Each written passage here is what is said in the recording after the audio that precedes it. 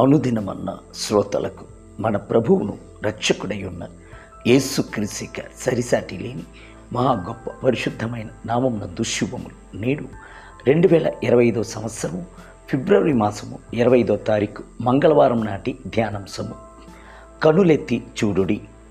121 కీర్తన 1 మరియు 2 వచనములందు, నాకు సహాయమొచ్చు కొండల తట్టున నా కనులెత్తుచున్నాను. భూమి ఆకాశములను సృజించిన యెహోవావలనే నాకు సహాయము కలుగును. కన్నులను ప్రభు తట్టు తిన్నగా ఎత్తి చూచుట కూడాను ఒక ప్రార్థనే. అలాగున కన్నులను ఎత్తి చూచుచున్నప్పుడే మనలో విశ్వాసము వచ్చుచున్నది, నమ్మిక వచ్చుచున్నది, ఆకాంక్ష కలుగుచున్నది. అలాగనే మనము దేవుని యొక్క ఆశీర్వాదములను పొందుకొనుచున్నాము. ఆనాడు ఇజ్రాయేలుకు విరోధముగా గోలియాతు గొప్ప రాక్షసుని వలె లేచి వచ్చినప్పుడు, అయితే దావీదు గోలియాతును చూడలేదు, అతని ఇత్తడి కవచమును చూడలేదు. తనకు సహాయము వచ్చు కొండయ్యున్న ప్రభువునకు తిన్నగా తన యొక్క కన్నులను ఎత్తెను. ప్రభువును గొప్పవాడిగా చూచెను.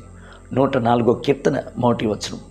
మనము ఎంతకెంతకు మనకు సహాయం వచ్చు కొండల తట్టున తిన్నగా మన కన్నులను ఎత్తుచున్నాము, అంతకంతకు మన యొక్క సమస్యలను పోరాటములు చిన్నవిగా మారి మరుగైపోవును. కావున దావీదు ఫిలిష్తీయుని మిగుల చిన్నవాడిగా చూచెను.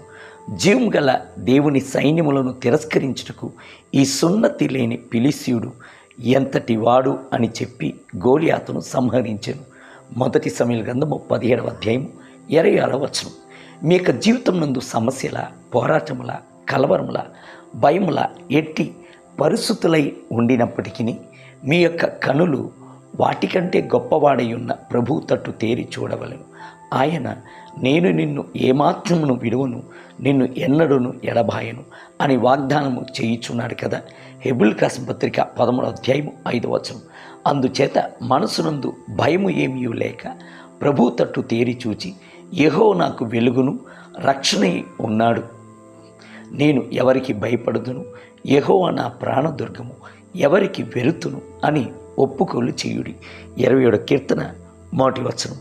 మొట్టమొదట ప్రభు ఎవరు అను సంగతిని కనుగొనున్నట్లు మీ యొక్క కనులను ఎత్తుచున్న అదే సమయం నందు ఆయన మీ కొరకు దాచి ఉంచి ఉన్న ఆశీర్వాదములను కనుగొన్నట్లుగా మీ యొక్క కనులను ఎత్తి చూడవలెను. ఆనాడు అబ్రహాము తన యొక్క కనులను ఎత్తి చూచినప్పుడు బలి ఇవ్వవలసిన తన యొక్క కుమారునికి బదులుగా నిలబడి ఉన్న గొర్రెపిల్లను చూచెను. యెహోవా ఈరే అని బేరించెను. తన కొరకు యెహోవా సమస్తమును చేసి ముగించి ఉన్నాడు అను సంగతిని ఎరిగినప్పుడు ఆయన స్తుతించక ఉండలేకపోయాను. బైబిల్ గ్రంథం సెలవిచ్చున్నది, దేవా, నీ కొరకు కనిపెట్టుకుని వాని విషయమై నీవు తప్ప తన కార్యము సఫలము చెయ్యు, మరియు ఏ దేవుణ్ణి ఎవడు ఏ కాలమున చూచి ఉండలేదు. అట్టి దేవుడు కలడన్న సమాచారం మనుషులకు వినబడలేదు, అట్టి సంగతి వారికి తెలిసి ఉండలేదు. యెషయా గ్రంథము 64వ అధ్యాయము 4వ వచనం. దేవుని బిడ్డలారా, మీ యొక్క కనులెత్తి చూచి ప్రభు మీ కొరకు ముందుగాను సమస్తమును చేసి ముగించున్నాడు అన్న సంగతిని, సమస్తమును సిద్ధపరిచి ఉన్నాడు అన్న సంగతిని తెలుసుకున్నది.